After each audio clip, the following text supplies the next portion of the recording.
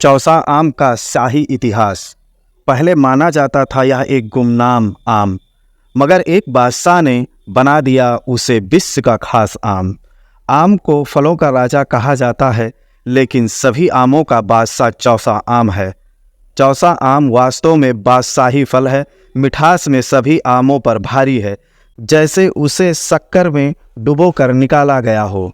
आज दशहरी, गौरजीत, अमरपाली, कपूरी और दक्षिणी भारत के बादामी आम, अल्फांसो, सफ़ेदा आम आदि के गुणों की कितनी ही चर्चा कर ली जाए, मगर विदेशों में जो शोहरत चौसा आम की है वह किसी और आम को नसीब नहीं है। विदेशों में इसका रेट भी सबसे अधिक होता है। तो आइए जानते हैं कि इसका नाम चौसा कैसे पड़ा। इसका इतिहास मुगल बादशाह हुमायूं को हराकर ईरान तक खदेड़ देने वाले बादशाह शेर शाह सूरी के नाम से क्यों जोड़ा जाता है। इतिहासकारों के अनुसार हिंदुस्तान के पहले मुगल बादशाह बाबर की मौत के बाद सन 1530 में उनका बेटा हुमायूं के दिल्ली के तख्त पर बैठा। उसके बाद बिहार के एक अफगान सरदार शेर शाह से हुमायूं को चुनौती मिलने लगी। आखिर 26 जून सन 1539 में हुमायूं और शेर शाह सूरी के बीच में बिहार में चौसा नामक गांव में आमने सामने की जंग हुई। हालात कुछ ऐसे बने कि ताकतवर होने के बावजूद जंग में हुमायूं की पराजय हुई तथा उसे मैदान छोड़कर भागना पड़ा। उसके बाद शेर शाह सूरी ने वहां जीत का जश्न मनाने की सोचा।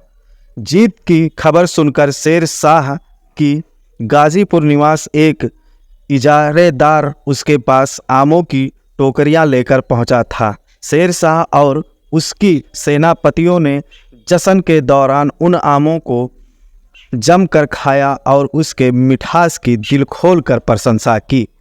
लेकिन शेर शाह द्वारा उसका नाम पूछे जाने पर इजारेदार उसका नाम ना बता सका।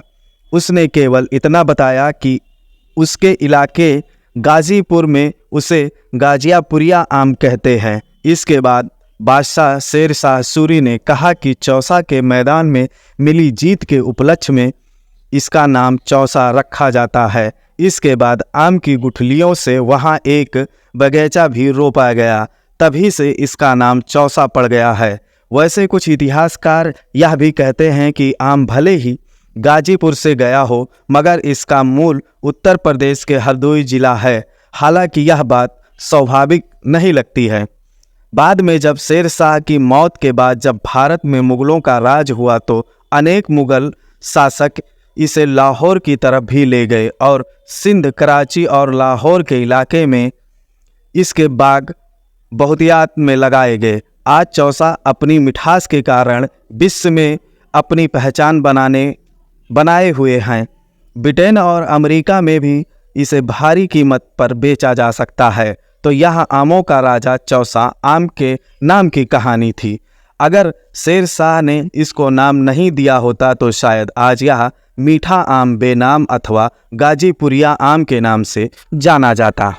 दोस्तों, चौसा आम की कहानी आपको कैसी लगी हमें कमेंट कर ज़रूर बताएं, और अगर अच्छी लगी हो तो हमारे पेज को फॉलो करें, शेयर करें, लाइक करें। देखते रहें येपीटी न्यूज़ लाइव।